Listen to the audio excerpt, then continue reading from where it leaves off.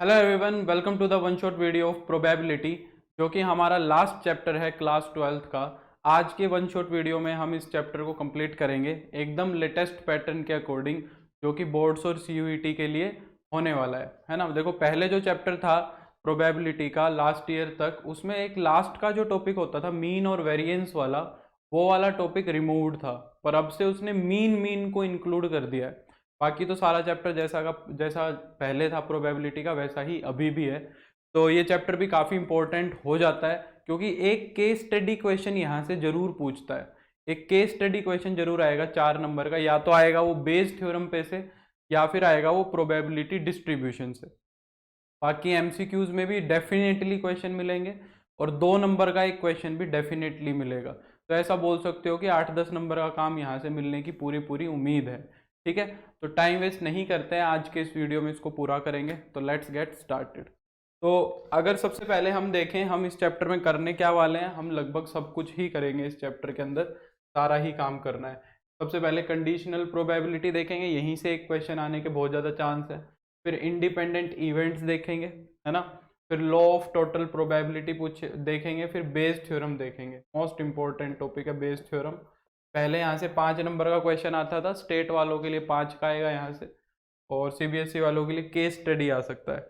Random variable और distribution, probability distribution देखेंगे। और फिर मीन ऑफ रैंडम वेरिएबल, ये स्पेशली इंक्लूड किया है, तो यहाँ से भी एक क्वेश्चन आने के चांसेस होंगे, है ना। और फिर important question for boards and CUET, मैंने मोस्टली जो प्रीवियस ईयर क्वेश्चंस हैं वो ही पिकअप किए हैं, ताकि हमें एक बेटर आइडिया लगे और एक बेटर अप्रोच हमें समझ आए। ठीक है, तो सबसे पहले शुरू करते हैं। हमारा जो फर्स्ट टॉपिक है वो है कंडीशनल प्रोबेबिलिटी का। कंडीशनल प्रोबेबिलिटी की अगर बात करें तो क्या है, देखो, कंडीशनल प्रोबेबिलिटी एक ऐसी प्रोबेबिलिटी है जो हम कैलकुलेट करना चाहते हैं किसी कंडीशन के बाद, कुछ होने के बाद। सॉरी, जैसे कि मान लो मैं एक एग्जांपल देता हूँ, एक एग्जांपल से इसको समझते हैं और फिर इसका कंसेप्ट देखते हैं। जैसे कि मान लो एक डाई थ्रो कर दिया, डाई इज थ्रोन, मान लो मैंने लिख दिया, एक डाई थ्रो कर दिया है तुमने, तो उसका सैंपल स्पेस तुम्हें अच्छे से पता है कि 1 2 3 4 5 6 बन, है ना। अब मैं कुछ यहाँ पे कंडीशन लगा रहा हूँ, मैं तुम्हें कह रहा हूँ कि तुम्हारे पास एक इवन नंबर आया। मैंने ये कह दिया कि एक इवेंट हुआ, क्या एक इवेंट क्या हुआ कि तुम्हारे पास एक इवन नंबर आ गया, मैंने ये बोला। ठीक है, मैंने कहा कि एक इवन नंबर आ गया, और फिर उसके बाद एक प्राइम नंबर निकाल के बताओ उसकी प्रोबेबिलिटी कितनी होगी। यानी कि अगर मैं इंग्लिश में बोलूं, मैं कहूं कि find the probability of getting a prime number when a even number is already obtained, when a even number is already obtained। मैं क्या कह रहा हूं कि एक इवन नंबर आ चुका है, उसके बाद तुम्हें प्राइम नंबर निकालना है, उसकी प्रोबेबिलिटी बताओ। यानी कि एक इवन नंबर अगर आ गया है तो क्या हो गया है, मान लो इवन इवेंट है, इवन का, ये इवन का इवेंट है, ये हो चुका है, यानी कि सैंपल स्पेस में से इवन नंबर आ गए हैं, यानी कि 2 4 6 इवन नंबर आ गए हैं, ये हो गया है। अब इसके बाद तुम्हें बताना है कि प्राइम नंबर आने की प्रोबेबिलिटी क्या होगी। अब देखो, ये हो गया है, यानी कि एक तरीके से मैं ये कह सकता हूं कि पहले जो मेरा सैंपल स्पेस था वो अब रिड्यूस होके सिर्फ इवन नंबर का रह गया। मेरा जो सैंपल स्पेस था वो रिड्यूस होके सिर्फ इवन नंबर्स का रह गया। अब मैं तुम्हें कह रहा हूं कि इसके अंदर से प्राइम निकाल के बताओ। अगर इसके अंदर से अब प्राइम निकालोगे, मान लो E2 इवेंट की प्रोबेबिलिटी निकालोगे, या फिर मान लो मैं इनको A और B से डिनोट करता हूँ, मान लो ये B इवेंट है और ये A इवेंट है ना, कि अब प्राइम निकालने की प्रोबेबिलिटी निकालोगे, तो अब प्राइम तो सिर्फ 1 2 ही बचा ना। इवन के होने से असर क्या पड़ा, इवन के होने से जो 3 और 5 प्राइम थे वो हट गए। मेरे पास कौन कौन से प्राइम बच गए, सिर्फ 2 बचा, क्योंकि इवन नंबर के अंदर 2 4 6 ही बचा, तो मेरे पास बस एक प्राइम आया। अब ये तुम्हारा सैंपल स्पेस था एक तरीके से, और इसके अंदर से प्राइम निकाला, तो 3 का सैंपल स्पेस है, उसके अंदर से एक निकाला है, तो 3 में से एक निकालने की प्रोबेबिलिटी कितनी हो जाएगी, यानी कि प्राइम निकालने की प्रोबेबिलिटी कितनी हो गई तुम्हारी, 1/3 हो गई। भाई ये 3 का सैंपल स्पेस है, इसमें से एक ही प्राइम बचा, है ना, तो 1/3 हो गई ये प्रोबेबिलिटी, है ना। अब इस कंसेप्ट को थोड़ा सा बनाते हैं, समझ के हमने क्या देखा कि भाई एक तुम्हें कोई सैंपल स्पेस देगा, उसके बाद कोई एक इवेंट करा देगा, और फिर उस कराए हुए इवेंट में से तुमसे कोई प्रोबेबिलिटी कैलकुलेट कराएगा। ठीक है, तो यहां पे हम क्या कह रहे हैं कि प्राइम नंबर निकालो पर कब, जब इवन नंबर ऑलरेडी आ चुका है। तो इवन नंबर के आने से जो सैंपल स्पेस है वो तुम्हारा थोड़ा सा छोटा हो गया है ना। अब इस चीज को हम कैसे लिखते हैं, देखो हम कहते हैं कि P of A given B, हम ऐसे लिखते हैं P of A given B। इस चीज का मतलब क्या है कि probability of A when B is already happened, probability of A when B is already happened, A की प्रोबेबिलिटी जब B ऑलरेडी हो चुका है ना, तो B के होने के बाद A की प्रोबेबिलिटी निकालते हैं। तो इसका हमने मैथमेटिकल एक फॉर्मूला बनाया हुआ है, P of A given A intersection B। हम क्या कहते हैं कि A इंटरसेक्शन B की प्रोबेबिलिटी जहां पे दोनों हो रहे हो, A भी हो रहा हो और B भी हो रहा हो, पहले वो प्रोबेबिलिटी निकालो और फिर P ऑफ B की प्रोबेबिलिटी, जो नीचे होगा उसकी प्रोबेबिलिटी। तो ये प्रोबेबिलिटी क्या निकल के आएगी, P of A given B की प्रोबेबिलिटी निकल के आएगी। अच्छा, अगर P of B given A देखो सिमिलरली, तो वो क्या हो जाएगा, ऊपर यही आएगा P of A intersection B। यहाँ पे गिवन क्या है, A है, तो उसकी प्रोबेबिलिटी है। जरा यहाँ पे लगा के देखते हैं ये कंसेप्ट, क्या हमारी 1/3 आ रही है कि नहीं आ रही। हमने वैसे समझ तो लिया क्या हो रहा है ना। तो अगर मैं अब तुमको देखूं, मैं क्या पूछना चाह रहा हूँ, यहाँ पे A इवेंट तो मैंने क्या माना है, A इवेंट मैंने प्राइम्स का माना है ना, और B इवेंट मैंने इवन का बोला है। तो मैं क्या ही निकलवाना चाह रहा हूँ, मैं ये ही तो निकलवाना चाह रहा हूँ A गिवन B। मैं क्या निकलवाना चाह रहा हूँ, probability of A given B, यानी कि प्राइम आने की प्रोबेबिलिटी बताओ जब इवन ऑलरेडी आ चुका है। प्राइम आने की प्रोबेबिलिटी बताओ जब इवन ऑलरेडी आ चुका है। तो ये प्रोबेबिलिटी क्या बननी चाहिए, probability of A intersection B upon probability of B।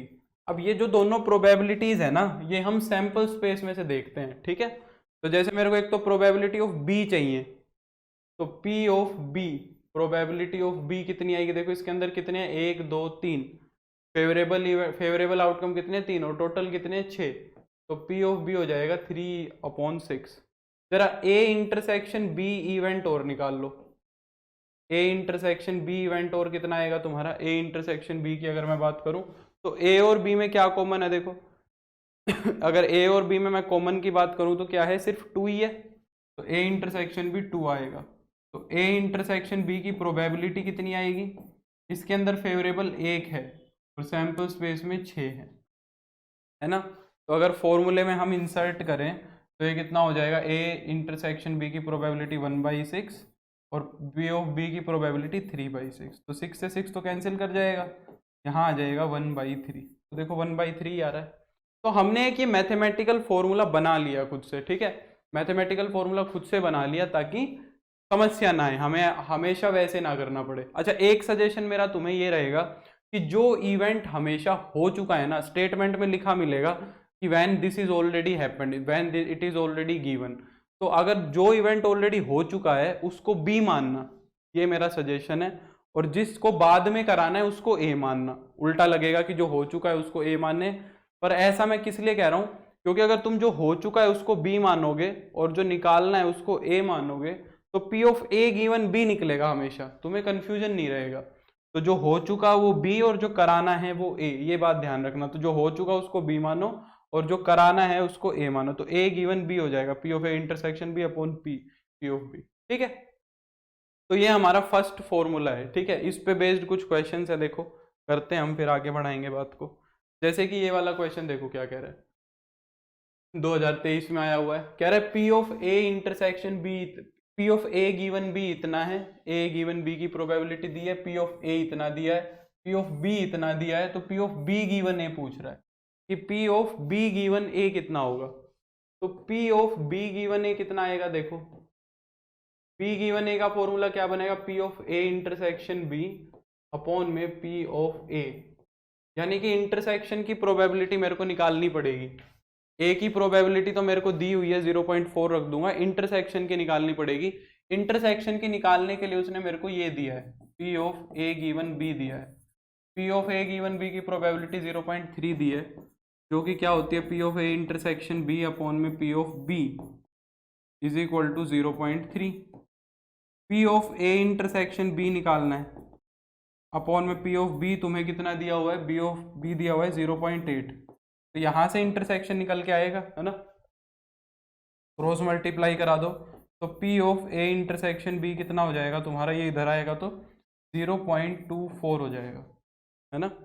तो ये वैल्यू उठाओ और यहाँ रख दो, तो 0.24 अपॉन में पी ऑफ ए की प्रोबेबिलिटी कितनी है, 0.4 है, कितनी है, 0.4 है ना।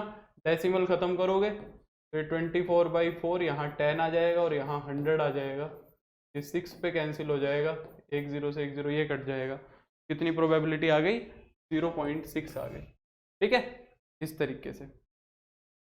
नेक्स्ट देखो, ये CBSE 2019 में आया हुआ है, क्या कह रहा है, ए की प्रोबेबिलिटी दी हुई है, पी ऑफ ए दिया हुआ है, बी की प्रोबेबिलिटी दी हुई है, पी ऑफ बी गिवन ए दिया हुआ है, बी गिवन ए दिया हुआ है, तो ए यूनियन बी की प्रोबेबिलिटी निकलवा रहा है और ए गिवन बी की, है ना। ए यूनियन बी की प्रोबेबिलिटी क्या होती है, 11वीं क्लास का थोड़ा सा रिकॉल है, P of A plus P of B minus P of A intersection B, यही होता है।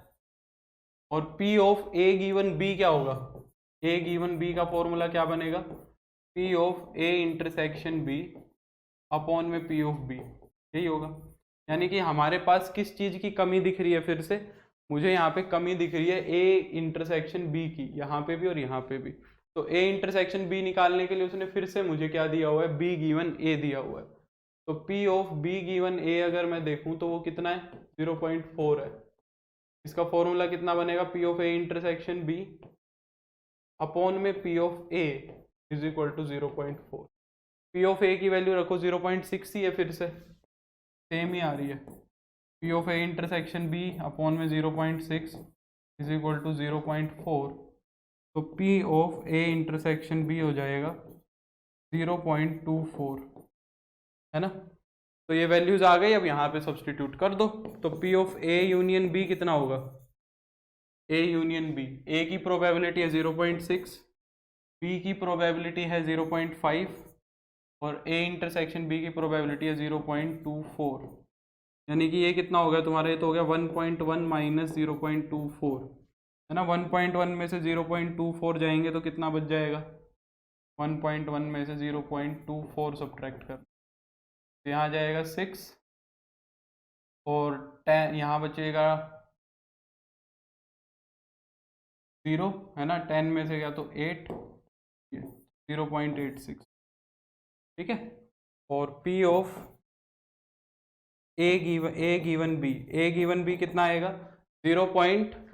इंटरसेक्शन की प्रोबेबिलिटी कितनी है, 0.24, है ना, और P ऑफ बी की प्रोबेबिलिटी कितनी है, 0.5, तो ये देख लो कितना हो जाएगा, 24/5 मल्टीप्लाई 10/100, ये कितने पे कैंसिल होगा, 2.8 पे, 1 0 से 1 0 कट जाएगा, 0.28 हो जाएगी, ये दोनों प्रोबेबिलिटीज आ गई, ठीक है। तो ये थोड़ा सा कंडीशनल प्रोबेबिलिटी का अलजेब्रा है, ये मान लो, ठीक है। इसके अंदर थोड़ा थोड़ा कुछ कुछ दिया है, कुछ कुछ निकालना है। ये क्वेश्चन देखो क्या कह रहा है, जनरली यहाँ से आसान ही क्वेश्चन आता है कंडीशनल प्रोबेबिलिटी से।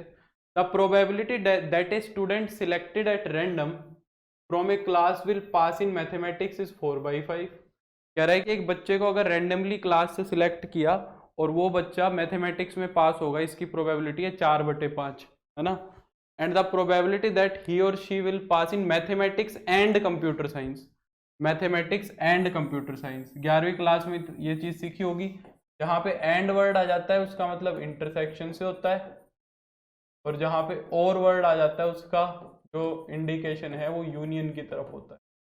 एंड की बात कर रहा है तो इंटरसेक्शन की बात कर रहा है, वो कितनी है, 1/2, है ना। तो मैथमेटिक्स में पास होने की प्रोबेबिलिटी दी हुई है तुम्हें 4:5 की, और मैथमेटिक्स इंटरसेक्शन कंप्यूटर साइंस की प्रोबेबिलिटी दी हुई है 1/2 की। तो what is the probability that he और she will pass in computer science, इस चीज की क्या प्रोबेबिलिटी है कि वो कंप्यूटर साइंस में पास करेगा, if it is known that he has passed in mathematics, और ये हमें पता है, ये हमें पता है कि वो मैथमेटिक्स में पास ऑलरेडी हो चुका है। तो मैथमेटिक्स में पास हो चुका है तो गिवन एम हो जाएगा, यानी कि मैथमेटिक्स में तो वो पास हो चुका है, ये तो मुझे गिवन है। मुझसे कह रहा है कंप्यूटर साइंस में पास होगा, इसकी प्रोबेबिलिटी क्या होगी। तो ये क्या होगा, P of M intersection C upon में पी ऑफ एम, यही होगा। सारा डेटा तुम्हें गिवन है। एम इंटरसेक्शन सी कितना होगा 1/2 और एम कितना होगा 4/5, ठीक है। तो ये कितना हो जाएगा 5/8, ये प्रोबेबिलिटी है, ठीक। ऐसे करना है। तो ये तुम्हारा कंडीशनल प्रोबेबिलिटी का पहला छोटा सा और आसान सा एक कंसेप्ट है। आगे बढ़ते हैं, देखो अब ना मल्टीप्लिकेटिव लॉ ऑफ प्रोबेबिलिटी क्या कहता है, बड़ा आसान है, कुछ नहीं कहता है, ठीक है। देखो हमने अभी अभी क्या देखा कि P of A given B क्या होगा, कहता है कि P of A intersection B upon में P ऑफ B होगा, यही देखा। अगर मैं तुम्हें यहां से ये कहूं कि P of A intersection B की प्रोबेबिलिटी बताओ क्या होगी, तो A इंटरसेक्शन B की प्रोबेबिलिटी क्या होगी, P ऑफ B इंटू में P of A given B, यही होगा, है ना। P of A intersection B की प्रोबेबिलिटी क्या होगी, P of B into P of A given B। यानी कि हम ये कहना चाह रहे हैं इंटरसेक्शन की प्रोबेबिलिटी का क्या मतलब हुआ कि दोनों की अकरेंस ऑफ बोथ, हम अकरेंस ऑफ बोथ देखना चाह रहे हैं, दोनों की अकरेंस की प्रोबेबिलिटी अगर देखना चाह रहे हैं। कई बार हम इंटरसेक्शन से ना रिप्रेजेंट करके ए बी से भी सिंपली रिप्रेजेंट कर देते हैं। तो कहता है कि पहले तो तुम ये देखो कि बी हुआ, उसकी प्रोबेबिलिटी कितनी है, समझो इस बात को। पहले तो वो क्या कहता है कि बी हुआ, इसकी प्रोबेबिलिटी देखो कितनी है, वो लिख दी।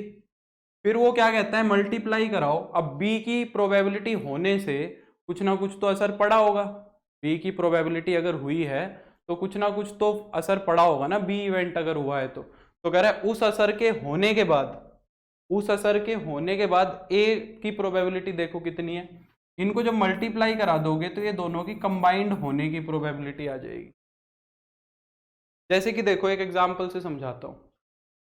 ये एग्जांपल देखो क्या कहता है, कहता है कि 3 cards are drawn successively without replacement. कह रहा है कि 3 कार्ड को हमने सक्सेसिवली ड्रॉ किया है बिना रिप्लेसमेंट। बिना रिप्लेसमेंट का मतलब क्या है कि हमने जो कार्ड निकाला उसको वापस नहीं रखा, हमने वो कार्ड निकाला और उसको हटा ही दिया, ये विदाउट रिप्लेसमेंट होता है। विद रिप्लेसमेंट का मतलब उसको निकाला और फिर उसको वापस भी रख दिया। From a pack of 52 well shuffled cards, हमने 52 कार्ड्स के अंदर से 3 कार्ड्स निकाले सक्सेसिवली विदाउट रिप्लेसमेंट।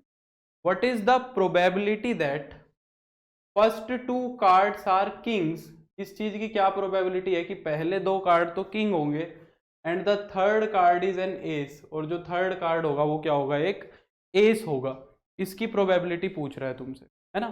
तो जैसे कि देखो मैंने 3 इवेंट मानने पड़ेंगे। फर्स्ट कार्ड क्या, ए इवेंट मैंने मान लिया कि फर्स्ट कार्ड इज एस, ये मानना पड़ेगा। फर्स्ट कार्ड इज किंग, पहले 2 कार्ड हमने किंग निकाले। बी इवेंट मैंने एज्यूम कर लिया second card is also king, second card is king, ये मैंने सेकंड इवेंट मान लिया। और थर्ड इवेंट सी मैंने क्या मान लिया कि third card is an S, third card is an S. अब किंग कितने होते हैं, 4 होते हैं, और एस कितने होते हैं, वो भी 4 होते हैं, है ना। हमसे कंबाइंड प्रोबेबिलिटी पूछा है कि ए बी सी के होने की कंबाइंड प्रोबेबिलिटी बताओ। तो देखो कैसे निकलेगी। सबसे पहले क्या हुआ होगा, तुमने किंग निकाला होगा, ए इवेंट हुआ होगा, तो सबसे पहले तुमने किंग निकाला होगा, ये किया होगा। फिर किंग निकाल के और साइड में रख दिया। फिर तुम गए वापस से दूसरा किंग निकालने के लिए, तुम कहाँ गए, फिर बी इवेंट कराने के लिए गए, दूसरा कार्ड किंग निकालने गए। पर पहला किंग निकला है तो उससे कुछ ना कुछ तो असर पड़ा होगा, तो फिर बी निकाल रहे हो, बी करा रहे हो तुम, पर ए के होने के बाद, बी इवेंट करा रहे हो पर तुम ए के होने के बाद करा रहे हो, पहला कार्ड किंग निकालने के बाद करा रहे हो। तो तुमने दूसरा फिर से एक किंग निकाला और वो भी साइड में रख दिया। फिर तुम तीसरा इवेंट करा रहे हो जिसके अंदर तुम एक एस निकाल रहे हो। अब तीसरा इवेंट तुम कब करा रहे हो, ए और बी दोनों के होने के बाद, ए के भी होने के बाद और बी के भी होने के बाद। तो यहां लिखेंगे हम सी गिवन ए बी हो गया और बी भी हो गया। ये मल्टीप्लिकेटिव लॉ ऑफ प्रोबेबिलिटी है। तो देखो पहला कार्ड अब किंग निकालो, पहला कार्ड किंग कैसे निकला, 4 किंग होते हैं और 52 कार्ड्स होते हैं, तो एक किंग निकला 4/52 से। 4 में 4 किंग थे और टोटल 52 थे। अब एक कार्ड अगर किंग निकल गया, एक कार्ड अगर एक किंग निकल गया तो किंग तो अब 3 ही रह गए क्योंकि निकाल के साइड में रख दिया।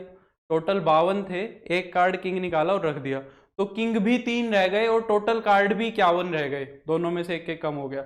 अब 3 किंग में 3 किंग है और 51 टोटल है, एक किंग और निकालो, तो 3/51 से एक किंग और निकल जाएगा। अब तुम्हें एस निकालना है। एस पे तो कोई फर्क नहीं पड़ा, एस तो पहले भी 4 थे, अभी भी 4 ही है क्योंकि एस नहीं निकाला है हमने। तो 4 एसिस में से 4 एसिस के अंदर से अब एक एसिस निकालो, पर जो टोटल कार्ड्स थे उसमें से 2 कार्ड कम हो गए। टोटल जो कार्ड थे उनमें से क्या हो गए, 2 कार्ड्स कम हो गए, 50 ही रह गए। तो अब 4 जो एस हैं वो कितने में से हैं, 50 में से हैं, तो एक एस निकल जाएगा 4/50 से। ये हमारी रिक्वायर्ड प्रोबेबिलिटी हो जाएगी। ये कितना हो गया, 1/13, ये हो गया 1/17, ये हो गया 2/25। इसकी मल्टीप्लिकेशन करा लेंगे नीचे जो भी है, 2/13 की 17 से गुना कराओगे तो 221 होता है, और 25 से और करा लो तो 5 2 2 5 55। तो ये प्रोबेबिलिटी होनी चाहिए तुम्हारी, ठीक है, ये रिक्वायर्ड प्रोबेबिलिटी हो। तो मल्टीप्लिकेटिव लॉ इस तरीके से काम करता है। बेसिकली ये सवाल इतना वो नहीं है, पर ये कंसेप्ट समझना जरूरी है कि मल्टीप्लिकेटिव लॉ कहना क्या चाह रहा है। अब इसका यूज होता है इंडिपेंडेंट इवेंट्स के अंदर। इसका यूज कहाँ होता है, इंडिपेंडेंट इवेंट्स के अंदर होता है। इंडिपेंडेंट इवेंट्स क्या होते हैं ये समझते हैं।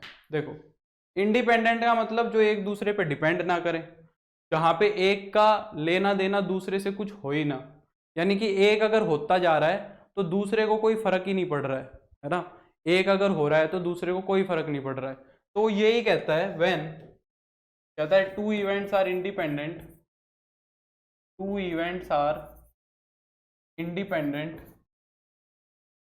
When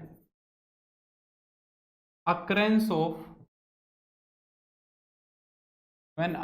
of one does not affect the other। जब एक की अक्रेंस दूसरे को कोई असर ना डाले तो हम क्या कहते हैं, वो इवेंट इंडिपेंडेंट। जैसे कि मान लो मैं तुमको कहूं कि एक हाथ में तो रखो डाई को और एक हाथ में रखो कॉइन को। मैं कह रहा हूं कि एक काम करो, find the probability of head, head की प्रोबेबिलिटी निकालो जब तुम्हारा डाई थ्रो हो चुकी है और उस पर मान लो इवन नंबर आया है। अब डाई के थ्रो होने से इस पे क्या असर पड़ेगा, डाई के थ्रो होने से इस पे कोई असर नहीं पड़ेगा, ये जैसा है वैसा ही रहेगा। मैं कह रहा हूं डाई पे इवन नंबर आया तो बताओ कोइन पे हेड आने की प्रोबेबिलिटी, भाई कोइन पे तो हेड आने की प्रोबेबिलिटी 1/2 ही रहेगी, उस पे थोड़ी ना कोई असर पड़ेगा, है ना। पहले तो हम डाई में इवन नंबर लाके और फिर प्राइम नंबर निकलवा रहे थे, तो सैंपल स्पेस 6 की जगह 3 का ही रह गया तो असर पड़ा। पर अब क्या असर पड़ेगा, अब कोई असर नहीं पड़ेगा, है ना। ये अलग कहानी है, वो अलग कहानी है। तो ऐसे इवेंट जहां पे एक का होना दूसरे पे कोई असर ना डाले उसको हम इंडिपेंडेंट इवेंट्स बोलते हैं। फिर ये दिमाग में आता है कि फिर इनको पढ़ने की जरूरत ही क्या है जब कोई लेना देना नहीं है। एक लेना देना है, हमें ये चेक करने में इंटरेस्ट हो जाता है कि एक इवेंट इंडिपेंडेंट, दो इवेंट इंडिपेंडेंट हैं या नहीं, उसके लिए कैसे पता लगेगा। तो देखो हमने अभी अभी देखा कि साइमल्टेनियस अकरेंस अगर दोनों की करानी है, यानी कि साइमल्टेनियस अकरेंस यानी कि मैं दोनों हाथ में, एक में तो डाई को पकड़े हुए हूं और एक में कॉइन को पकड़े हुए हूं, और मैं कह रहा हूं कि दोनों की साइमल्टेनियस अकरेंस बताओ। मैं कह रहा हूं कि हेड आने की और क्या आने की, इवन नंबर आने की साइमल्टेनियस अकरेंस बताओ कि भाई हेड भी आए और इवन नंबर भी आए, इसकी प्रोबेबिलिटी कितनी होगी ये बताओ, है ना। अब अगर ये डिपेंडेंट इवेंट होते, एक का असर दूसरे पे होता, तो मैं देखता कि एक का होने से दूसरे पे क्या असर पड़ा है। जैसे कि यहाँ पे, जैसे कि यहाँ पे ये है, इस पे असर पड़ रहा है। जैसे कि मान लो असर कब नहीं पड़ता, मैं कहता कि विदाउट रिप्लेसमेंट की जगह ना विद रिप्लेसमेंट कर लो तुम, विदाउट की जगह विद रिप्लेसमेंट कर लो। मैंने कहा कि पहला किंग निकाला और उसको वापस रख दिया, तो अब जब तुम दूसरा किंग भी निकालोगे तो क्या असर पड़ा पहले किंग के निकलने का, कोई असर नहीं पड़ा। तो पहले का होना दूसरे पे क्या असर डाल रहा है? कोई असर नहीं डाल रहा है, तो वो इंडिपेंडेंट इवेंट्स हो गए। समझ रहे हो मेरी बात को? तो अब डिफरेंस क्या आएगा ये देखो, मैं कह रहा हूं कि मान लो, अच्छा इस चीज को ऐसे समझो, पहले इधर आओ, अगर मैं बोलूं कि दो इवेंट्स इंडिपेंडेंट हैं, P of A given B, तुम्हें पता है क्या होगी? अब देखो, अगर दो इवेंट्स इंडिपेंडेंट है तो बी का होना ए पे तो कोई असर डाल ही नहीं रहा है। मैं कह रहा हूं ए और बी अगर इंडिपेंडेंट है तो बी का होना ए पे कोई असर नहीं डालेगा। बी का होना ए पे अगर कोई असर नहीं डाल रहा है तो जो ए की प्रोबेबिलिटी थी वो ए की ही रहेगी, उसको बी से कोई मतलब नहीं है। जैसे कि मैं अभी अभी कह रहा था कि अगर इवन नंबर आया तो बताओ हेड आने की प्रोबेबिलिटी, अगर इवन नंबर आया है तो हेड आने की प्रोबेबिलिटी 1/2 ही रहेगी। इवन नंबर आए ना आए उसको कोई मतलब नहीं, वो 1/2 ही रहेगी। तो इस बी का कोई मतलब नहीं है इंडिपेंडेंट के केस में। कंडीशनल प्रोबेबिलिटी खत्म हो जाती है, मतलब कहने का मतलब ये है, कंडीशनल प्रोबेबिलिटी का काम ही तो ये है, जब एक हुआ उसके बाद दूसरा क्या होगा यही देखना चाह रहे हैं। अब जब एक हुआ उसका कोई लेना देना ही नहीं है तो फिर दूसरा तो अपना जैसे मर्जी था वैसे ही चलेगा, तो कंडीशनल प्रोबेबिलिटी का कोई सेंस नहीं बन जाता। यानी कि ए की प्रोबेबिलिटी बी के होने के बाद अगर इंडिपेंडेंट के केस में देख रहे हो तो फिर वो पी ऑफ ए के बराबर ही आएगी, उस पर कोई असर नहीं पड़ेगा। पी का होना ए पे कोई असर डालेगा ही नहीं, तो ए की जो प्रोबेबिलिटी है वो ये होती है। ये इंडिपेंडेंट के केस में बता रहा हूं मैं तुम्हें ये बात। अब जरा यहां देखो, यहां मेन चीज है, अगर मैं ए बी की प्रोबेबिलिटी देख रहा हूं यानी कि ए इंटरसेक्शन बी की, तो हमने देखा कि पहले तो क्या करा लो भाई, जो भी है पी ऑफ ए करा लो, ए की प्रोबेबिलिटी देख ली। अब फिर तुम क्या देखोगे, बी की प्रोबेबिलिटी देखोगे जब ए ऑलरेडी हो चुका है, तो बी की प्रोबेबिलिटी देखोगे जब ए ऑलरेडी हो चुका है। पर बी ए का होना तो बी को कोई असर डाल ही नहीं रहा है, ए का होना तो बी को कोई असर डालेगा ही नहीं, यानी कि बी गिवन ए तो सिंपली क्या आएगा, पी ऑफ बी तो आएगा। तो हम क्या कहेंगे, when A and B are independent, A and B are independent, अगर ए और बी इंडिपेंडेंट हैं तो फिर जो तुम्हारा पी ऑफ बी गिवन ए होगा वो सिंपली तुम्हारा पी ऑफ बी हो जाएगा, तो सिंपली क्या हो जाएगा, पी ऑफ बी हो जाएगा। तो ये कितना हो जाएगा, पी ऑफ ए बी, ये हो जाएगा पी ऑफ ए इंटू में पी ऑफ बी हो जाएगा सिंपल। तो वो यही कहता है, यहाँ से एक इंपॉर्टेंट चीज आ गई कि अगर दो इवेंट्स इंडिपेंडेंट हैं तो उनके जो साइमल्टेनियस अकरेंस की प्रोबेबिलिटी है ना, उन दोनों के एक साथ होने की जो प्रोबेबिलिटी है वो उनके मल्टीप्लिकेशन के बराबर होती है। वो क्या होती है, उनके मल्टीप्लिकेशन के बराबर ही होती है। समझ आ रही है बात? सिंपली पी ऑफ ए की मल्टीप्लाई और पी ऑफ बी की मल्टीप्लाई करा देंगे। अब यहाँ से एक छोटी सी बात है वो ध्यान रखना, एक प्रॉपर्टी की तरह देख लो। कहता है कि if A and B are independent, अगर ए और बी इवेंट तुम्हारे इंडिपेंडेंट हैं देन पहले केस में वो कहता है कि ए का कॉम्प्लीमेंट और बी का कॉम्प्लीमेंट भी इंडिपेंडेंट होंगे। ए और बी के जो कॉम्प्लीमेंट्स है ना उनका भी आपस में कोई लेना देना नहीं रहेगा, है ना। दूसरे में वो कहता है कि ए का और बी कॉम्प्लीमेंट का भी कोई लेना देना नहीं रहेगा, ये भी इंडिपेंडेंट रहेंगे। और तीसरे में क्या कहता है कि ए के कॉम्प्लीमेंट का और बी का भी आपस में कोई लेना देना नहीं रहेगा। ठीक है, तीनों केसेस में ये क्या रहेंगे, इंडिपेंडेंट ही रहेंगे। जैसे कि कुछ क्वेश्चंस करते हैं और ये काफ़ी इंपॉर्टेंट टॉपिक बन जाता है एग्जाम के पॉइंट ऑफ व्यू से। यहाँ से एक बहुत अच्छा क्वेश्चन बनता है, वो एक बहुत अच्छा क्वेश्चन भी करेंगे जो बहुत बार पूछता है पेपर में। देखो कह रहा है कि the probability that A hits the target is 1/3। A target को हिट करता है उसकी प्रोबेबिलिटी 1/3 है, बी हिट करता है उसकी प्रोबेबिलिटी 2/5 है।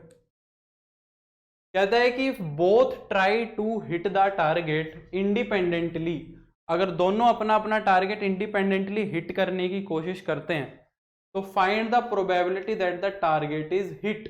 इस चीज की क्या प्रोबेबिलिटी होगी कि टारगेट हिट हुआ है, इसकी प्रोबेबिलिटी बताओ। अब टारगेट हिट कब कब हो सकता है, टारगेट हिट होने के केसेस क्या क्या बन सकते हैं। पहला केस तो ये बन सकता है कि ए ने हिट कर दिया हो और बी ने ना किया हो, तो भी टारगेट हिट हो जाएगा। एक केस ये बन सकता है कि बी ने कर दिया हो और ए ने ना किया हो, तो भी टारगेट हिट हो जाएगा। और एक केस ये बन सकता है कि ए ने भी कर दिया हो और बी ने भी कर दिया हो, दोनों ने टारगेट हिट कर दिए हो, तब भी हो सकता है ना। तो हम क्या कहेंगे, हम ये मानेंगे, देखो ए इवेंट तो मान लिया, टारगेट जो है वो हिट किया गया है, target hit by A, A event मान लिया, जो टारगेट है वो ए ने हिट किया, या E1 मान लो क्योंकि ए है वहां पे, तो E1 इवेंट मान लो, E2 इवेंट मान लो, टारगेट हिट बाय बी,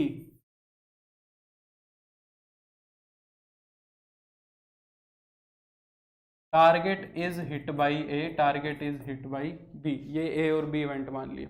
तो हमें क्या निकालना है कि टारगेट इज हिट, जो हमारा टारगेट है वो क्या हो गया, हिट हुआ है।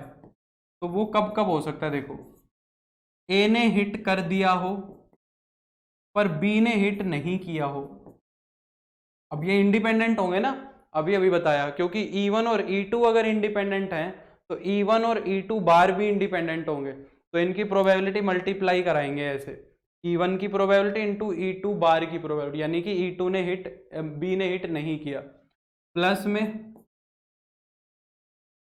E1 ने हिट नहीं किया और E2 ने हिट कर दिया, और प्लस में E1 और E2 दोनों ने हिट कर दिया। ये तीन केसेस हो सकते हैं, ये क्या हो सकता है, तीन केसेस हो सकते हैं, है ना। E1 की जो प्रोबेबिलिटी है वो कितनी होगी, E1 की प्रोबेबिलिटी 1/3, और E1 के ना होने की प्रोबेबिलिटी कितनी होगी, 1 में से घटा देंगे तो 2/3। सिमिलरली E2 के होने की, B के हिट करने के चांसेस कितने हैं, 2/3, 2/5 है, और E2 के हिट ना करने के चांसेस कितने हैं, 3/5। ये सारी वैल्यूज उठा के सब्सटीट्यूट कर दो, E1 की कितनी है, E1 ने हिट किया 1/3, E2 ने हिट नहीं किया 3/5, प्लस में E1 ने हिट नहीं किया उसके चांसेस 3/3, और E2 ने 2/3, और E2 ने हिट किया इसके चांसेस 2/5, और दोनों ने हिट किया, E1 ने भी और E2 ने भी, तो 1/3, और E2 ने भी किया, उसके हो जाएंगे 2/5, है ना।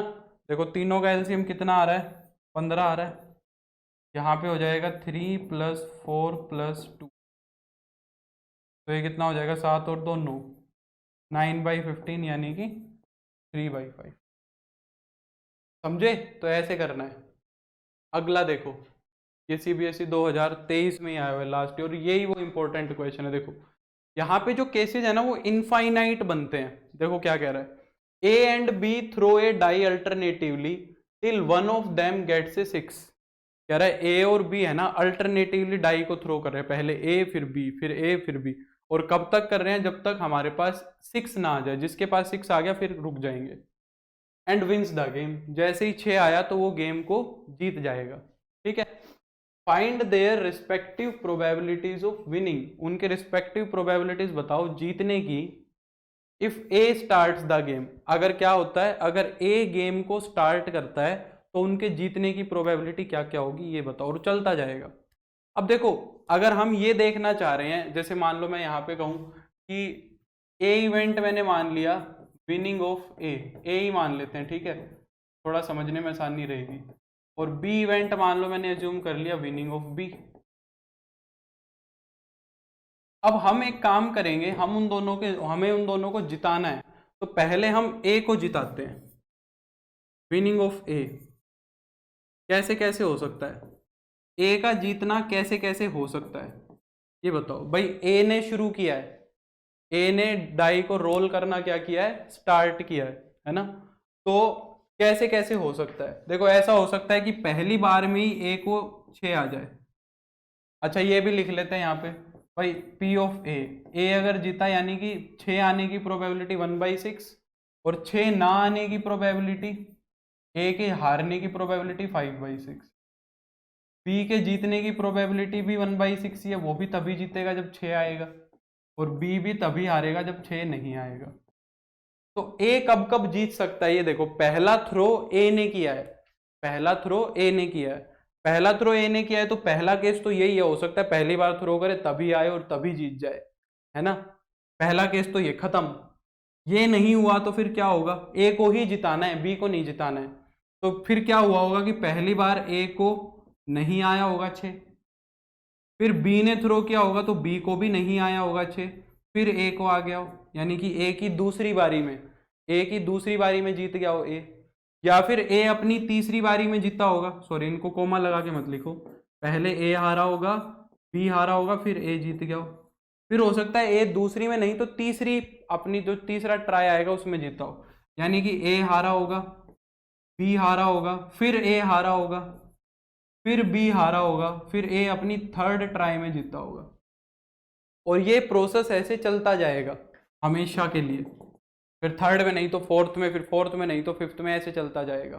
तो हम यही कहना चाह रहे हैं कि विनिंग ऑफ ए की जो प्रोबेबिलिटी होगी वो क्या होगी। अब ये सारे अलग अलग केसेस हैं और इवेंट सारे इंडिपेंडेंट है, तो यहाँ पे ये सिंपली कितना बन जाएगा, पी ऑफ ए बन जाएगा, और यहाँ पे ये क्या बन जाएगा, P of A bar A not A not B और ए, प्लस में P of not A not B not A not B और ए, ऐसे चलता जाएगा, है ना। तो ये कितना हो जाएगा, P of A plus P of A bar plus into P of B bar into P of A, plus P of A bar P of B bar P of A bar P of B bar P of A, ऐसे चलता जाएगा, समझ रहे हो, ये ऐसे चलता जाएगा, है ना।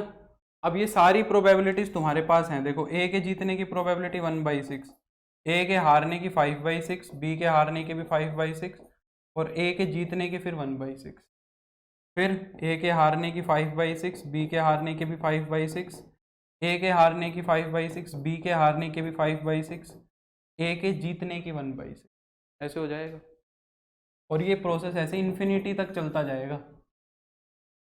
अब अगर तुम इसको ध्यान से देखो, ये जो ए के जीतने की प्रोबेबिलिटी है ये क्या चल रही है, 1/6 इंटू 5/6 का होल स्क्वायर इंटू 1/6 प्लस 5/6 की पावर 4 इंटू 1/6, ऐसे चलता जा रहा है। अगर तुम ध्यान से देखो ना तो ये एक इनफाइनाइट जीपी बन गई, ये क्या बन गई तुम्हारी, एक इनफाइनाइट जीपी बन गई।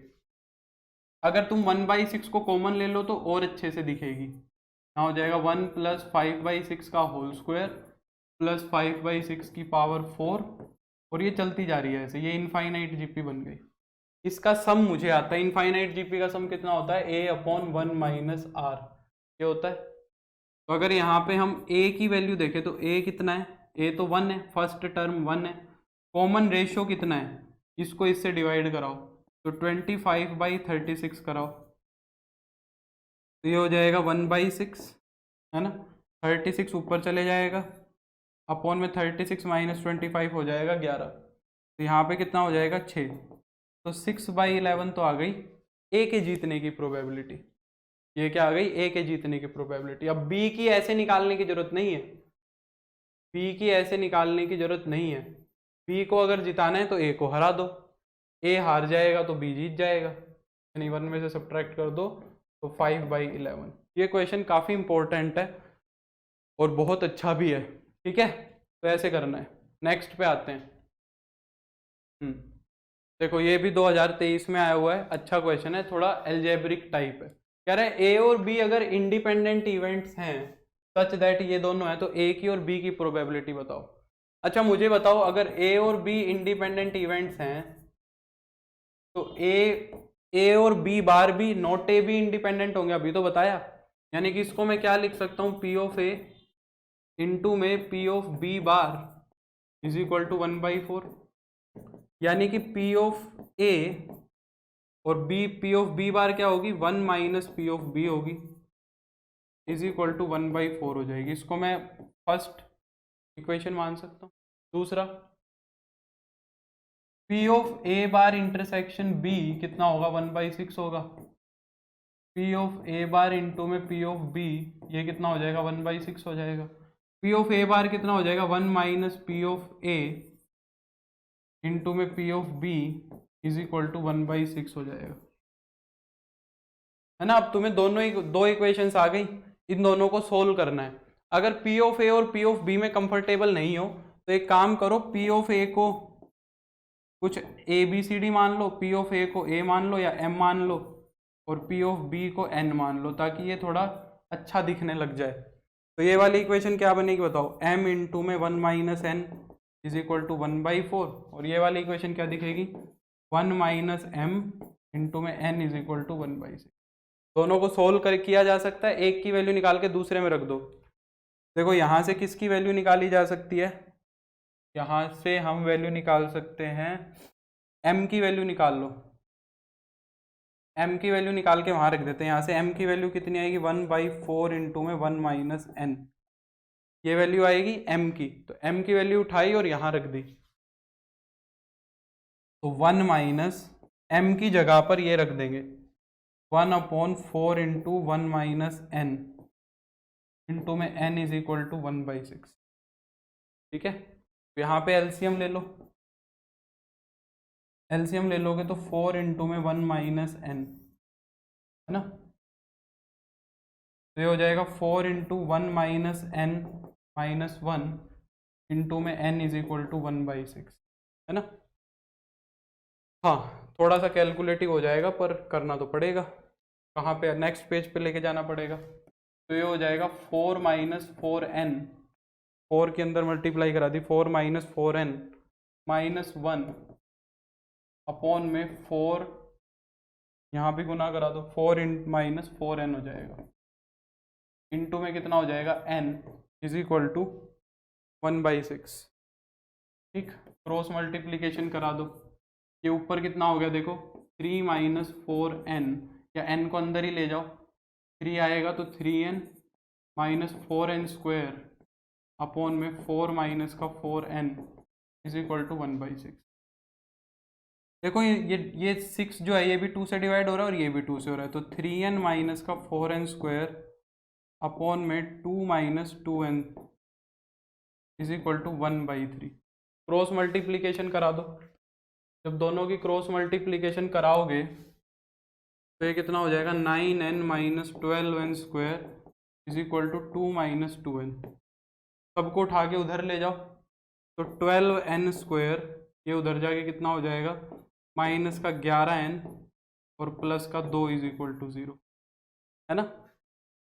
11 माइनस 11 तो चाहिए सम और 24 चाहिए तुम्हें प्रोडक्ट, तो कौन हो जाएगा माइनस का 8n माइनस का 3n और प्लस का 2 इज इक्वल टू 0। क्या कॉमन आ रहा है इसमें से 4n कॉमन आ रहा है, तो 3n माइनस का 2 हो जाएगा, यहाँ से 1 कॉमन आ रहा है तो 3n minus 2 is equal to 0 हो जाएगा। 3n माइनस 2 जो है वो पूरे में से कॉमन आ जाएगा, यहाँ बच जाएगा 4n minus 1 is equal to 0। एक बारी n की वैल्यू आ जाएगी 2/3 और एक बारी n की वैल्यू आ जाएगी 1/4, है ना। n की वैल्यू आ गई, और n की वैल्यू निकालने के लिए n की वैल्यू यहाँ रखेंगे m में। m क्या है तुम्हारा, m है तुम्हारा 1/4 इंटू 1 माइनस n, ये है। तो n की वैल्यू जब 2/3 लोगे तो m कितना आएगा 1/4 इंटू में 1 माइनस 2/3 ये आएगा।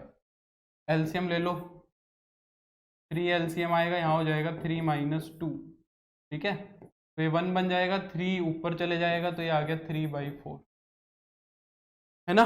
और एक बारी जब n की वैल्यू तुमने कितनी ली 1/4 ली, तो m की वैल्यू कितनी आ गई 1/4 इंटू 1 माइनस 1/4, 1/4 इंटू 3/4 हो जाएगा, 4 से 4 कट जाएगा, 1/3 आंसर आ। तो दो केसेस हो सकते हैं, P ऑफ A m है, तो P ऑफ A एक बारी तो m कितना हो सकता है तुम्हारा, m कितना निकाला तुमने 3/4, और P ऑफ B वो n माना था, n कितना लिया था 2/3, या तो ये हो सकता है, या फिर P of A m, m एक बार कितना आया 1/3 और एक बार P ऑफ B कितना आया 1/3 की जगह इस केस में n कितना आया था 1/4 आया। ठीक है, इस तरीके से इक्वेशन किया जा सकता है। अच्छा क्वेश्चन है, और देखो ये वाला क्वेश्चन देखो, एक और कर लेते हैं ऐसा ही क्वेश्चन। क्या कह रहा था, probability of hitting a target by 3 marksman are 1/2 1/3 1/4। 3 लोगों ने टारगेट को हिट करने की कोशिश की, वैसे तो ये वैसा ही क्वेश्चन है।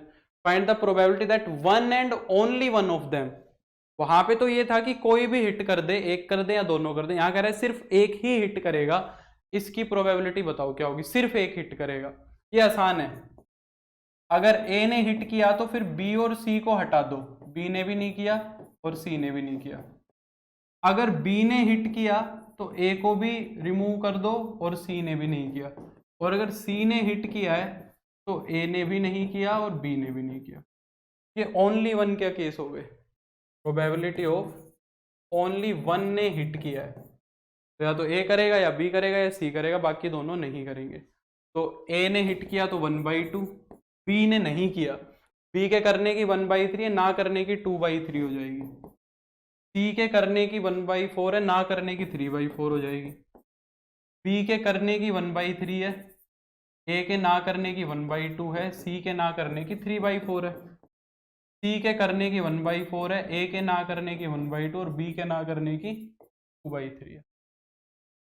ठीक है, इन सब का एलसीएम ले लो, एलसीएम कितना आएगा, सेम है सबका, 4 तिये 12 दूनी 24, 24 आएगा। ये ऊपर हो गया 6, ये हो गया 3, वो हो गया 2, ये हो गया 11/24। ठीक है, तो ये हमारा इंडिपेंडेंट इवेंट्स का, इंडिपेंडेंट का कंसेप्ट था। अब इसके बाद नेक्स्ट टॉपिक आता है हमारा लॉ ऑफ टोटल प्रोबेबिलिटी और बेस थ्योरम, जो सबसे इंपॉर्टेंट है, Bayes theorem. Law of total probability भी इंपॉर्टेंट है, पर ये इसी के अंदर यूज होता है, बेस थ्योरम के अंदर। लॉ ऑफ टोटल प्रोबेबिलिटी पहले समझना पड़ेगा और फिर हम बेस थ्योरम लगाएंगे। अब लॉ ऑफ टोटल प्रोबेबिलिटी और बेस थ्योरम को ना मैं एक एग्जांपल से समझाता हूँ, देखो। ठीक है, लॉ ऑफ टोटल प्रोबेबिलिटी और बेस थ्योरम को एक एग्जांपल से समझते।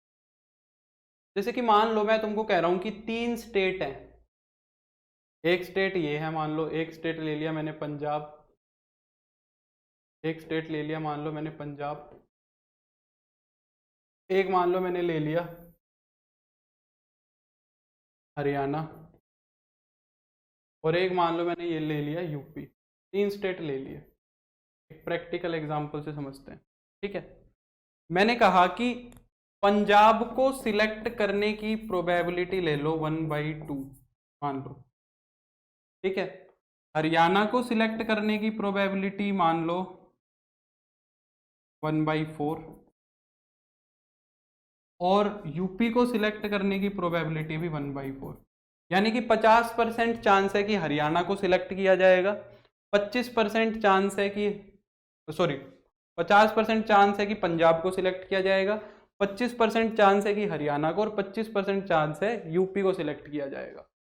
अब यहां से रैंडमली तुम्हें एक बच्चे को सिलेक्ट करना है, यहां से रैंडमली तुम्हें एक बच्चे को सिलेक्ट करना है तीनों स्टेट में से। ठीक है, और तुम्हें यह देखना है कि क्या वो बच्चा यूपीएससी क्वालिफाई कर सकता है कि नहीं कर सकता, क्या वो बच्चा चलो आईआईटी जेई क्वालिफाई कर सकता है कि नहीं कर सकता। मान लो पंजाब का जो बच्चा है उसका जेई क्वालिफाई करने की प्रोबेबिलिटी मान लो मैंने ले ली 1/3 फॉर एग्जाम्पल, कुछ भी ले लेते हैं। हरियाणा के क्वालिफाई करने की एग्जाम्पल प्रोबेबिलिटी ले ली 2/3, और यूपी वाले की क्वालिफाई करने की प्रोबेबिलिटी ले ली 1/4। तो ये प्रोबेबिलिटी। ठीक है, अब देखो मैं तुमसे क्या कह रहा हूं, मैं कह रहा हूं कि एक बच्चा रैंडमली सिलेक्ट हुआ। अब ये सवाल समझो, सारा तुमने समझ लिया कि पंजाब के सिलेक्ट होने की, यहाँ पे बी नहीं यहाँ पे पी लिखना था, पी ऑफ पी, पंजाब के सिलेक्ट होने। तीनों तुमने सवाल समझ लिया कि पंजाब का स्टेट पहले तो तुम स्टेट सिलेक्ट करोगे ना, पहले तो कोई भी एक स्टेट सिलेक्ट करोगे और फिर उसमें से एक बच्चा सिलेक्ट करोगे, है ना। तो स्टेट सिलेक्ट करने के चांसेस पंजाब के ज्यादा हैं 50%, हरियाणा के कम है और यूपी के भी कम है, बराबर बराबर है। फिर उनके अंदर से जो बच्चा सिलेक्ट होगा उसके पास करने के चांसेस ये हैं, जेई क्वालिफाई करने के। ठीक है, अब मैं तुमको कहूं कि एक बच्चा रैंडमली सिलेक्ट हुआ तीनों स्टेट्स में से, और मैं कह रहा हूं कि बताओ उसका जेई क्वालिफाई करने के कितने चांसेस हैं। मैं ये पूछूं कि बताओ उसके जेई क्वालिफाई करने के कितने चांसेस हैं, ये पूछूं मैं तुमसे। अब तुम क्या कहोगे कि सर बच्चा तो पंजाब में से भी सिलेक्ट किया जा सकता है, हरियाणा में से भी किया जा सकता है और यूपी में से भी किया जा सकता है ना। फिर दूसरी बात, उसके सिलेक्ट करने के चांसेस, उसके क्वालिफाई करने के चांसेस तीनों स्टेट में से भी हैं। बिल्कुल, तो यही लॉ ऑफ टोटल प्रोबेबिलिटी कहता है कि तुम सारे केसेस देखो पहले कि भाई पंजाब को सिलेक्ट करने की प्रोबेबिलिटी देखो पहले, और फिर उसके अंदर से बच्चा क्वालिफाई करेगा उसकी प्रोबेबिलिटी, तो कुछ चांसेस तो यहां से आए। फिर हरियाणा के अंदर से पहले हरियाणा को सिलेक्ट करो, ठीक है, फिर हरियाणा को सिलेक्ट करने के बाद उसमें से बच्चे के क्वालिफाई करने के चांसेस देखो, फिर कुछ चांसेस ये यहां से बनेंगे। फिर यूपी का बच्चा को, पहले तो यूपी को सिलेक्ट करेंगे, फिर यूपी के अंदर से बच्चे को सिलेक्ट करेंगे कि उसके क्वालिफाई करने के चांसेस कितने हैं। तो कुछ तीनों जगह से चांसेस आए, उन सारे चांसेस को मिक्स कर दोगे, मिला दोगे, ऐड कर दोगे, तो टोटल प्रोबेबिलिटी हो जाएगी। क्या हो जाएगा तुम्हारे पास? टोटल प्रोबेबिलिटी आ जाएगी कि एक बच्चा जेई क्वालिफाई कर सकता है इन तीनों एग्जाम में से, उसकी प्रोबेबिलिटी आ जाएगी। तो लॉ ऑफ टोटल प्रोबेबिलिटी यही कह रहा है कि वो सारे केसेस देखो जहां से बच्चा क्वालिफाई कर सकता है। तो कौन सा केस है भाई? पंजाब में से भी कर सकता है, हरियाणा में से भी कर सकता है, और यूपी में से भी कर सकता है। तीनों में से कर सकता है बच्चा, है ना, क्वालिफाई। तो मान लो मैंने ए इवेंट बोल दिया कि बच्चे ने, ए इवेंट मैंने बोल दिया कि student qualified JEE, student qualified JEE, ये मैंने ए इवेंट बोल दिया। अब मैं टोटल प्रोबेबिलिटी निकालना चाह रहा हूं कि student qualified JEE, student qualified JEE, ये टोटल प्रोबेबिलिटी निकालना चाहता हूं। तो देखो ऐसा कब कब हो सकता है। पहला का चांस तो ये है कि सबसे पहले तो पंजाब में तुम जाओ, पहले तो पंजाब को सिलेक्ट करो, और फिर उसके अंदर से जो बच्चा सिलेक्ट होगा वो जेई को क्वालिफाई करेगा। तो पहले पंजाब सिलेक्ट हुआ, और फिर उसमें से बच्चे ने जेई क्वालिफाई किया। पर वो कब हुआ? जब तुमने पंजाब सिलेक्ट किया। तो यहाँ कंडीशनल प्रोबेबिलिटी बन गई कि भाई पहले तो पंजाब सिलेक्ट हुआ, और फिर पंजाब सिलेक्ट होने के बाद बच्चे ने जेई क्वालिफाई किया है, तो ये प्रोबेबिलिटी आ गई। फिर दूसरा, ये तो एक केस हो गया।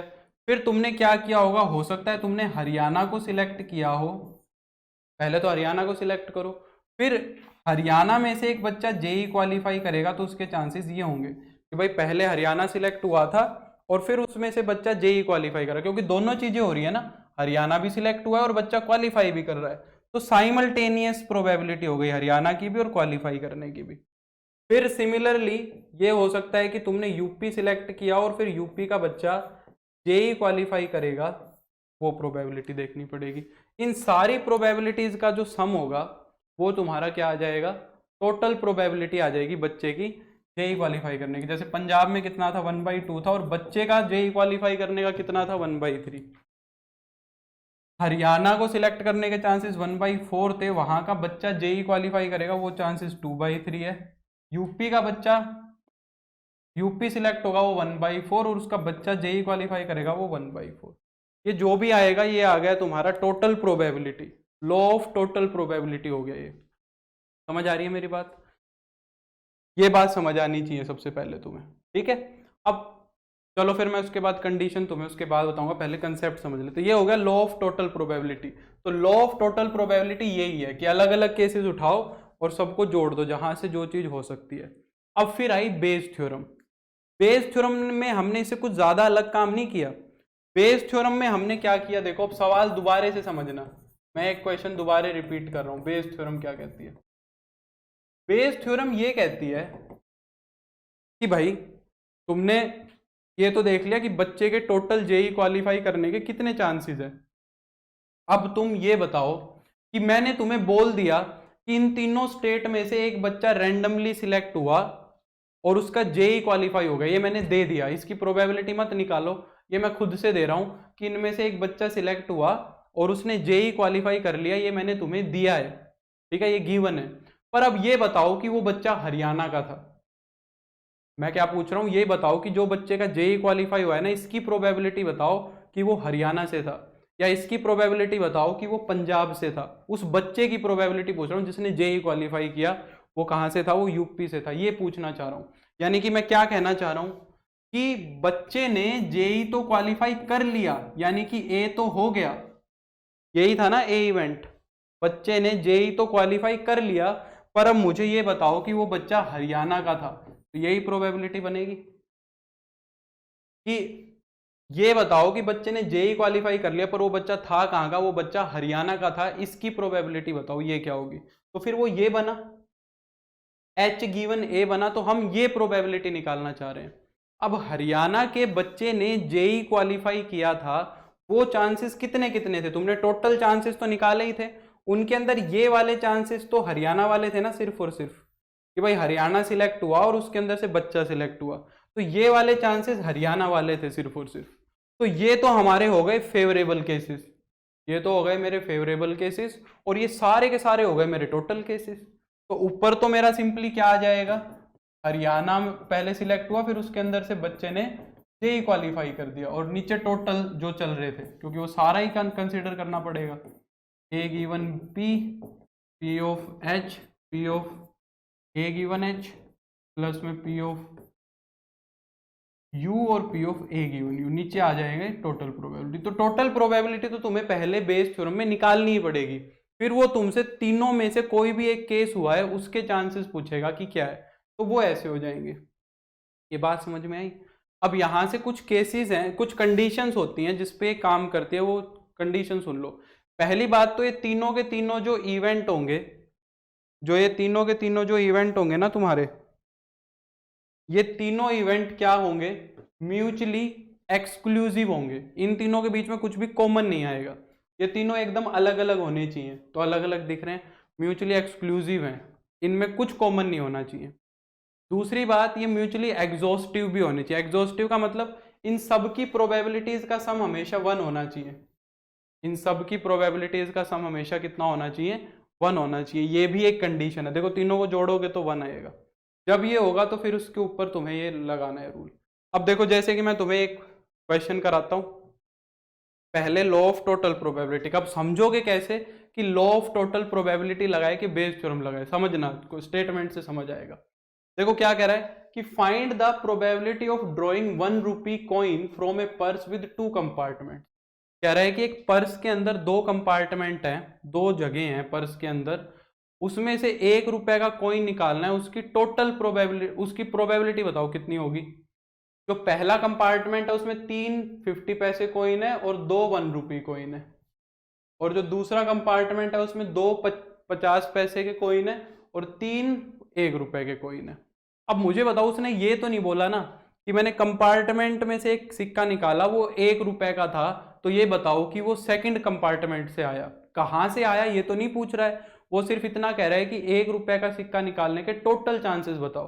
तो पहले हम देखेंगे कि पहले कंपार्टमेंट को सिलेक्ट करने के चांसेस कितने हैं, फिर उसमें से कॉइन निकालेंगे, फिर दूसरा कंपार्टमेंट सिलेक्ट करने के चांसेस कितने हैं, फिर उसमें से कॉइन निकालेंगे और फिर सबको जोड़ देंगे। तो इवन इवेंट मानेंगे हम पहले क्या, selection of first compartment, selecting first compartment. ठीक है,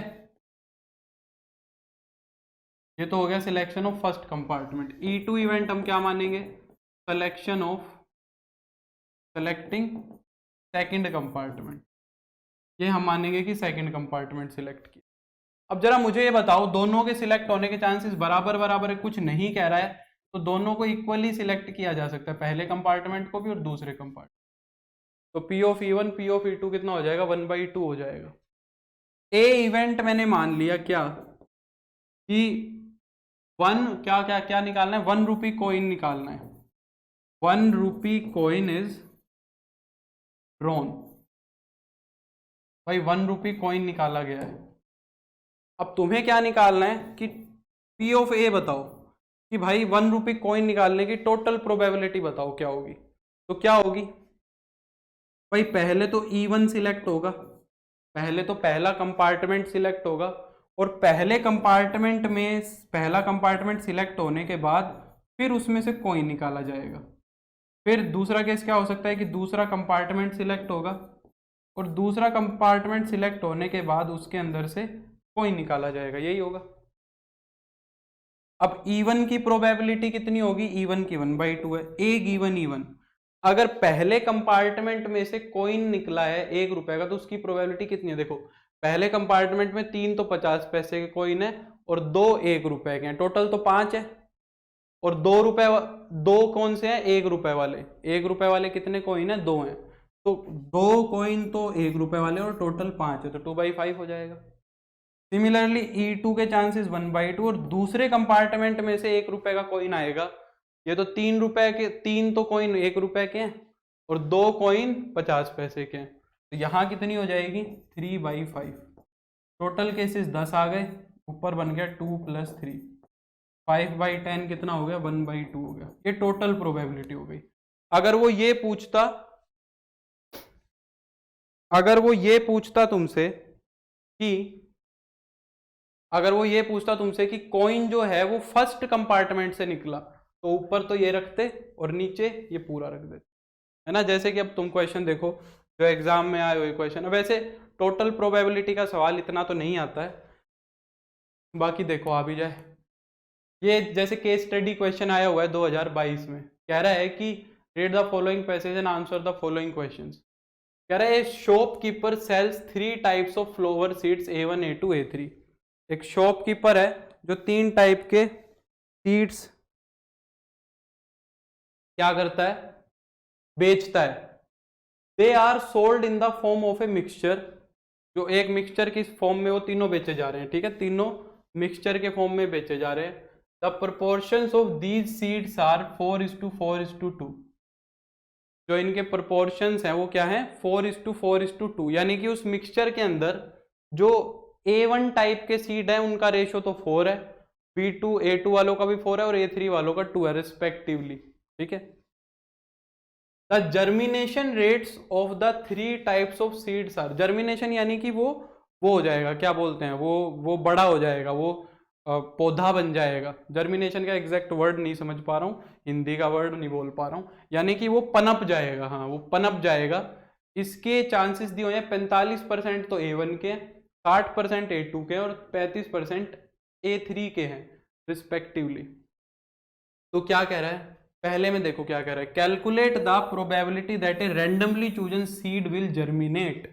कह रहा है कि इस चीज की प्रोबेबिलिटी बताओ कि एक रैंडमली जो सीड निकाला है वो जर्मिनेट करेगा, सिर्फ जर्मिनेट कराना है। अब जर्मिनेट तो हो सकता है A1 टाइप का भी कर जाए, हो सकता है A2 टाइप का भी कर जाए, या हो सकता है A3 टाइप का भी जर्मिनेट कर जाए, यानी कि तीनों के जर्मिनेशन का प्रोबेबिलिटी निकाल के जोड़ दो बस, टोटल प्रोबेबिलिटी लग गई। और दूसरा देखो क्या कह रहा है, calculate the probability that the seed of type A2, है ना, गिवन दैट ए, क्या कह रहा है, हाँ सॉरी मैंने गलत पढ़ लिया, calculate the probability that the seed is of type A2 given that the randomly chosen seed germinates.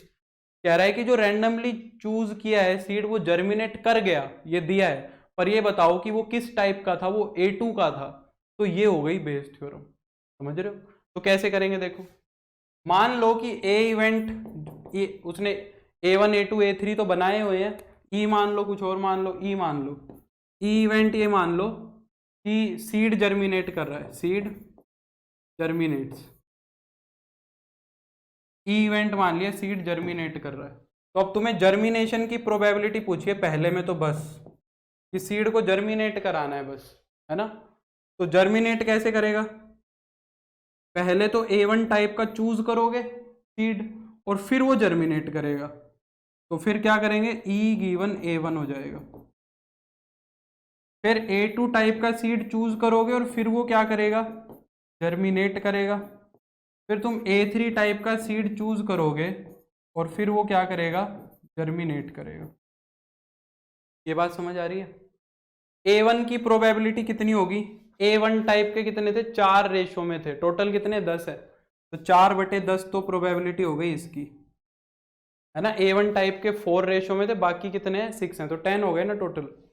और E1 का A1 वाला जो सीड है वो जर्मिनेट करेगा, उसके चांसेस है 45%, यानी कि 45/100। A2 टाइप का सीड जर्मिनेट करेगा, इसकी प्रोबेबिलिटी है 4/10, वो भी 4/10 ही है, नहीं जर्मिनेट नहीं सॉरी, A2 टाइप का सीड सिलेक्ट होगा, उसकी प्रोबेबिलिटी है 4/10, और वो जर्मिनेट करेगा, उसकी प्रोबेबिलिटी है 60%, यानी कि 60/100। प्लस में E3 टाइप का सीड चूज हुआ है, उसकी प्रोबेबिलिटी है 2/10, और वो जर्मिनेट किया है, इसकी प्रोबेबिलिटी है 35/100, है ना। सबको ऐड कर दो, देखो नीचे वाला मत कट करना, नीचे सबका एलसीएम सेम है, 1000 है, 1000 है। ऊपर ये कितना बनेगा, 45 को 4 से गुना करोगे तो 180, और ये कितना हो जाएगा 240, और ये कितना हो जाएगा 70, ठीक है। तो ये कितना हो जाएगा 0, 11 और 8 19, तो ये हो जाएगा 4, 490 हो जाएगा। तो ये हो गई टोटल प्रोबेबिलिटी तुम्हारी किसकी, जर्मिनेशन की, 490 यानी कि 0.49, ये तो जर्मिनेशन की टोटल प्रोबेबिलिटी हो गई।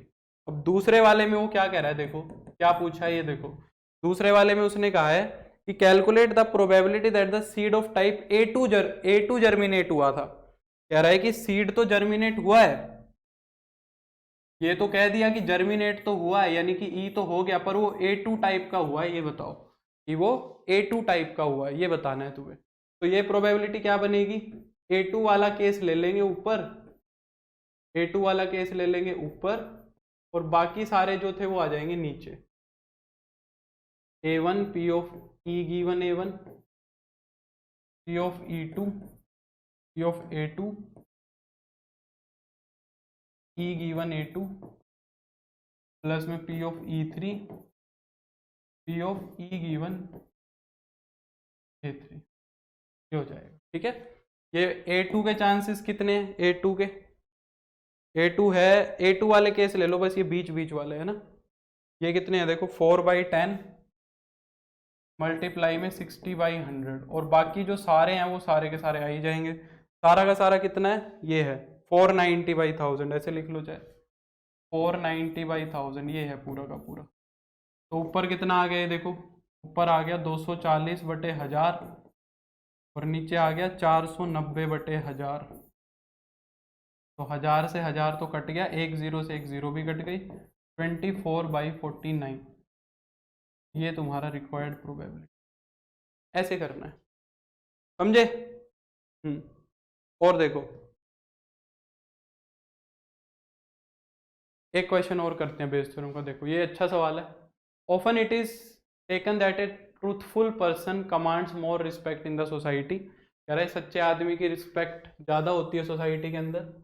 ए man is known to speak the truth 4 out of 5 times, ये बताया गया है कि एक इंसान ना 5 में से 4 बार सच बोलता है, यानी कि वो 4 बार ही सच बोलता है 5 में से, और एक बार ही क्या बोल देता है, झूठ बोल देता है।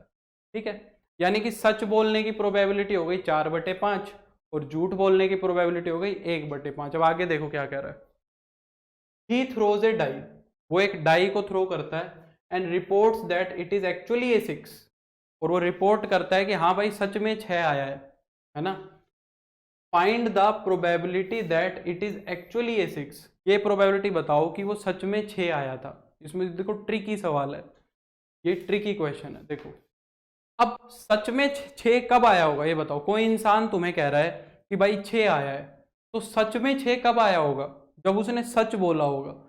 सच में 6 कब आएगा, जैसे मान लो तुम्हारा दोस्त है वो डाई थ्रो कर रहा है और वो तुम्हें बताए जा रहा है कि 6 आया कि नहीं आया, 6 आया कि नहीं आया, उसने डाई थ्रो करी, तुम्हें बताया कि भाई 6 आ गया। अब सच में 6 कब आया होगा, जब उसने तुमसे सच बोला होगा। अगर उसने तुम्हें झूठ बोला होगा तो 6 नहीं आया होगा, है ना। यानी कि एक्चुअली 6 आना सच बोलना हो गया, और एक्चुअली 6 ना आना वो झूठ हो गया, क्योंकि सच बोला होगा तभी तो 6 आएगा। यानी कि मैं ये कह सकता हूं कि प्रोबेबिलिटी ऑफ एक्चुअली 6 आने की प्रोबेबिलिटी ये तो है 4/5, क्योंकि सच बोलेगा तभी तो आएगा, है ना। और प्रोबेबिलिटी ऑफ नॉट गेटिंग 6 नहीं आया होगा, उसकी प्रोबेबिलिटी फिर 1/5 है कि वो झूठ बोल दे। ठीक है, तो मैं E1 इवेंट तो बोल रहा हूं सच में 6 आना, E1 इवेंट तो मैं बोल रहा हूं सच में 6 आना, और E2 इवेंट बोल रहा हूं कि 6 का ना आना। और ए इवेंट मैंने बोला है कि डाई थ्रो की गई है।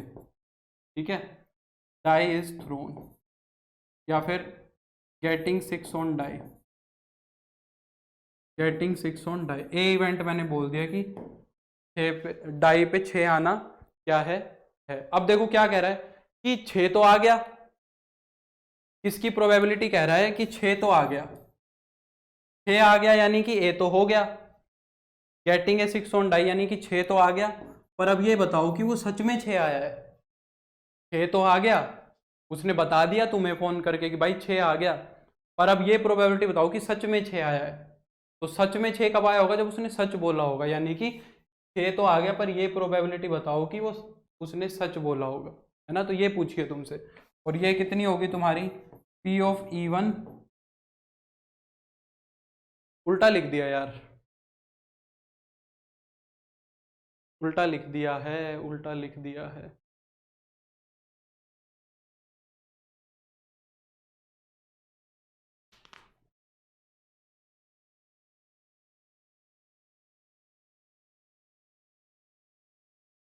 नहीं नहीं, सही लिखा है ना, ठीक तो लिखा है, सही लिखा है।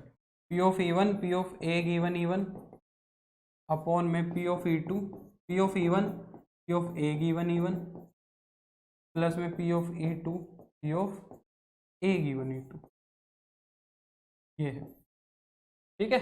अब ये सारी प्रोबेबिलिटीज तुम्हें पता होनी चाहिए। देखो E1 के होने की प्रोबेबिलिटी, यानी कि उसने सच बोला है, उसकी प्रोबेबिलिटी है 4/5, और सच में 6 आया है। ए गिवन E1 उसने सच बोला और फिर 6 आया है, इसकी प्रोबेबिलिटी कितनी होगी? उसने सच बोला है, ठीक है, उसने सच बोला है और फिर 6 आया है, इसकी प्रोबेबिलिटी कितनी है? 1/6।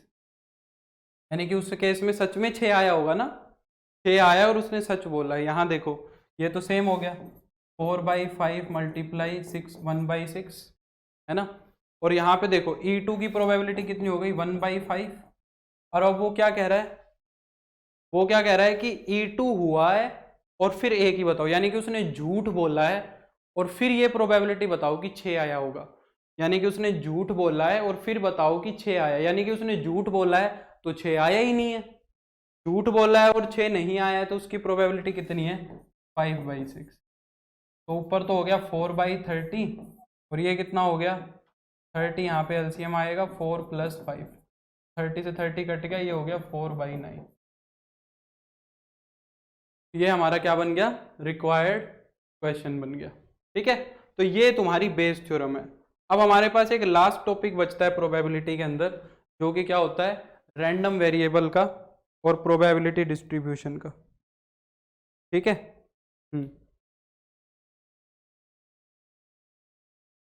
तो देखो random variable and probability distribution क्या होगा?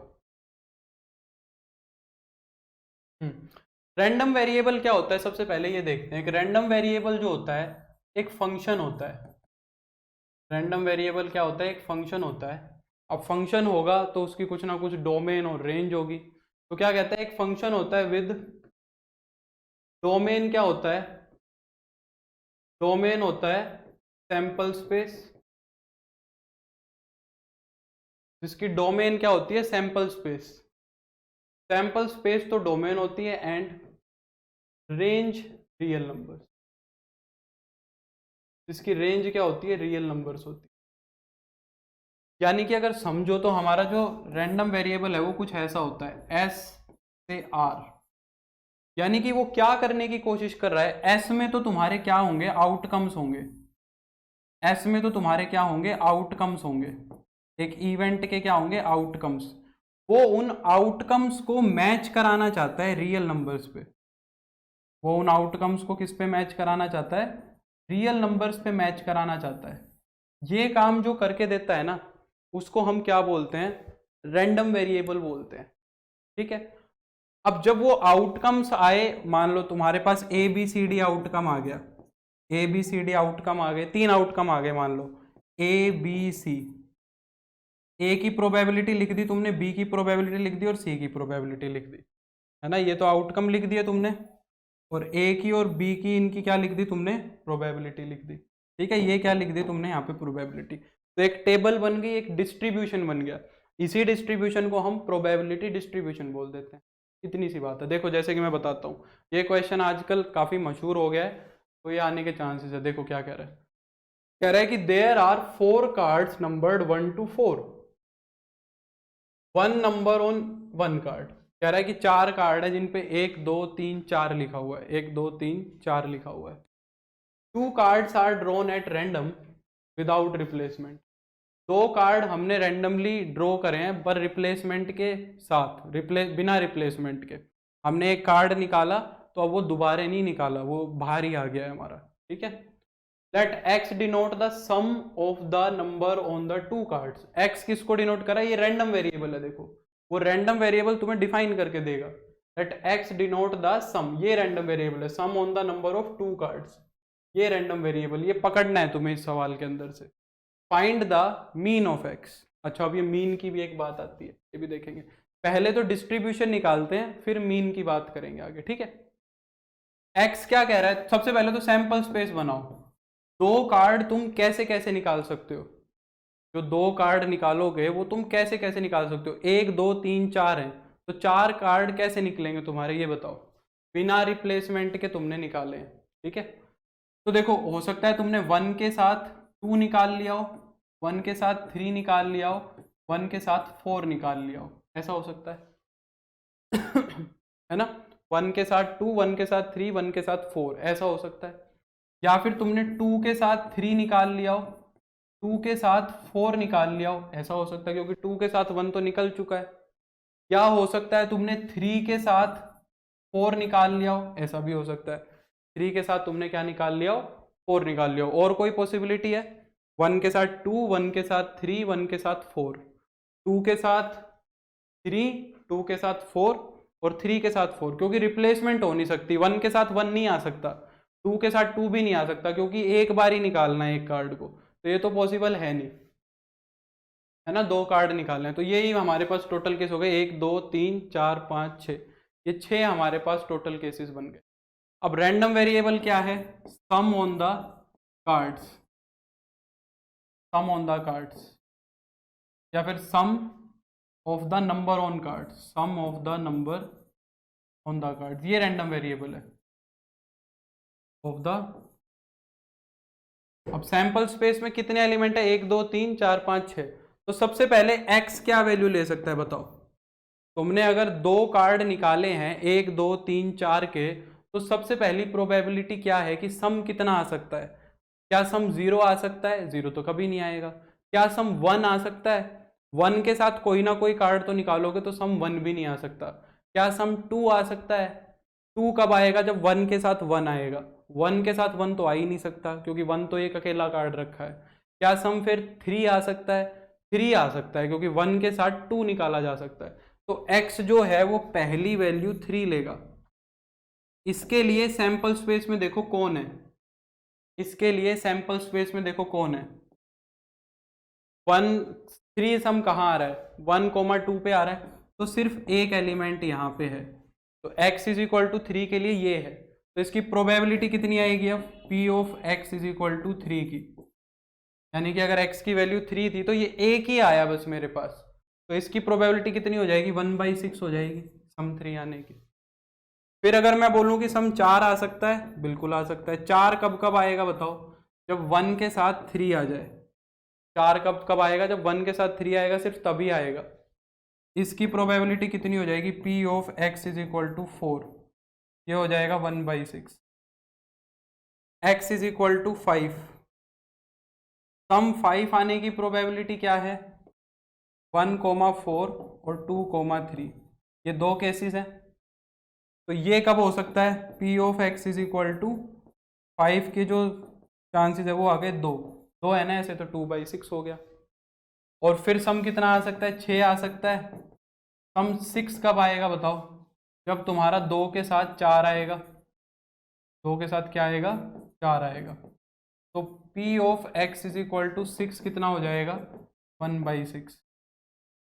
p of x is equal to 7 कितना आएगा, तो 3,4 आएगा। तो p of x is equal to 7 हो जाएगा 1/6, ये हो जाएगा। और आगे आ सकता है, और ज़्यादा 8 तो आ नहीं सकता। ये सारा का सारा रैंडम वेरिएबल से प्रोबेबिलिटी निकल गई।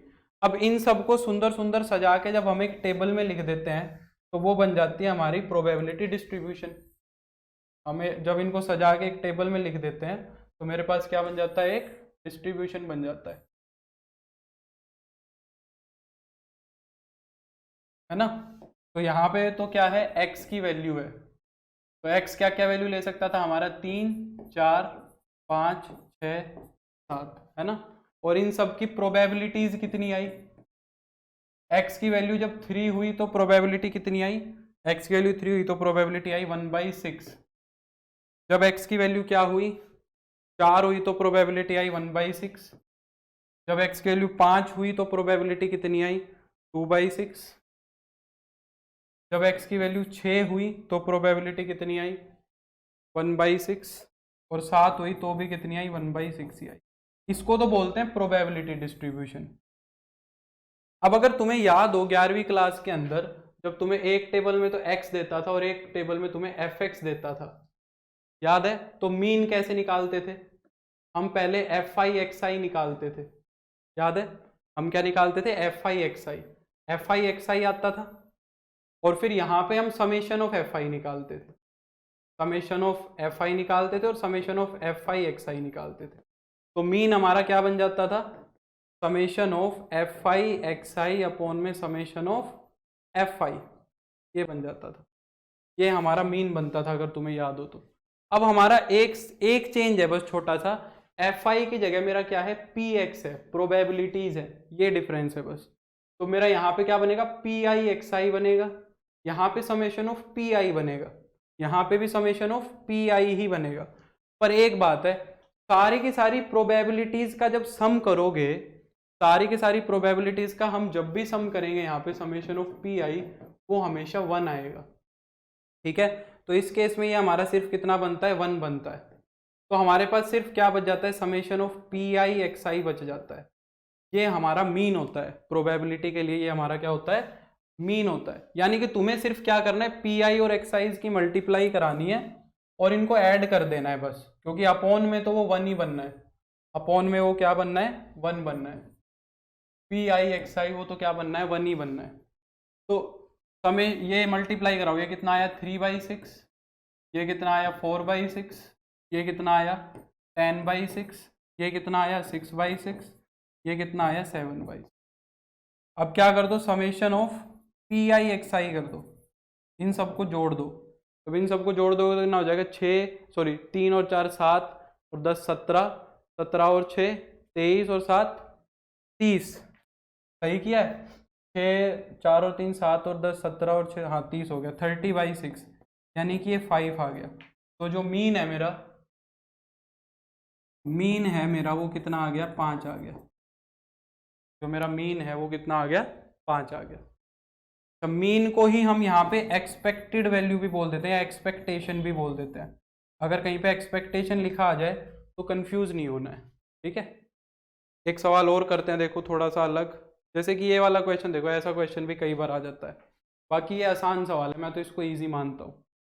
द प्रोबेबिलिटी डिस्ट्रीब्यूशन, ये लास्ट ईयर ही आया हुआ है, प्रोबेबिलिटी डिस्ट्रीब्यूशन दिया हुआ है तुम्हें, इसके अंदर क्या करें, एक रैंडम वेरिएबल का प्रोबेबिलिटी डिस्ट्रीब्यूशन ये है, 1 पे इतनी वैल्यू है, 2 पे इतनी, 3 पे इतनी। तो पहले में क्या करें कि फाइंड द वैल्यू ऑफ के। सबसे पहले तो के बताओ क्या होगा, के के लिए हमें क्या पता है भाई, इन सारी प्रोबेबिलिटीज का सम 1 होगा, ये पता है तुम्हें। तो k/2 plus k/3 plus k/6 करोगे, इन सब का सम 1 आएगा। अगर एलसीएम लेंगे तो 6 आएगा, ये बनेगा 3k 2k plus k is equal to 1, यही है, ठीक है। तो ऊपर कितना बन गया, 6k/6, यानी कि k की वैल्यू कितनी आ गई, 1 आ गई। k की वैल्यू 1 है, यानी कि 1 के ऊपर प्रोबेबिलिटी 1/2 है, इसके ऊपर 1/3 है, इसके ऊपर 1/6 है। k की वैल्यू 1 रख दी। अब दूसरे वाले पार्ट में क्या कह रहा है, देखो दूसरे वाले पार्ट में कह रहा है कि प्रोबेबिलिटी बताओ जब रैंडम वेरिएबल 1 या 1 से बड़ी वैल्यू ले रहा है और 3 से छोटी ले रहा है। 1 या 1 से बड़ी वैल्यू लेने का मतलब क्या है, या तो x की वैल्यू 1 है या फिर x की वैल्यू 2 है। 3 से छोटी, 1 या 1 से बड़ी पर 3 से छोटी, तो 1 या 1 से बड़ी में 1 आ गया, 2 आ गया, 3 तो आएगा नहीं।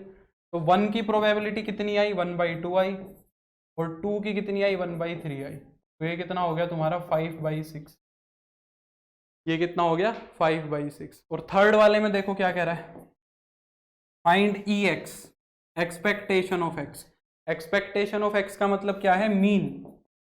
मैं बोल रहा हूँ ना, ये मीन ही पूछ रहा है। मीन का मतलब क्या है, summation of P I X I, जितनी भी प्रोबेबिलिटीज है उनको एक्साइज से गुना करा दो आपस में। तो 1/2 की मल्टीप्लाई करा दो 1 से, 1/3 की मल्टीप्लाई करा दो 2 से, 1/6 की मल्टीप्लाई करा दो 3 से। तो एलसीएम कितना आया तुम्हारा, 6 आया, यहाँ पे बन गया 3, यहाँ पे बन गया 4 + 3। तो ये कितना हो जाएगा, 6 और 4 10, 10/6, यानी कि 5/3। ये मेरा मीन आ गया। वेरिएंस भी होता है पर वेरिएंस तुम्हारे सिलेबस में है नहीं। तो ये तुम्हारा सारा का सारा प्रोबेबिलिटी की कहानी थी। इसी के साथ अब तुम्हारा ये जो सिलेबस था पूरा का पूरा 12th का 1 शॉट का कंप्लीट होता है। मुझे उम्मीद है कि मैंने अपनी तरफ से जो भी चीज़ें डिलीवर की हैं वो तुम्हें हेल्पफुल रहेंगी एग्जाम में। तो इसी के साथ बाय, टेक केयर। मेरे को उम्मीद है कि लेक्चर पसंद आया होगा और ये वीडियो हेल्पफुल रहेगी। See you, my name is Mayank Saini, signing off, bye.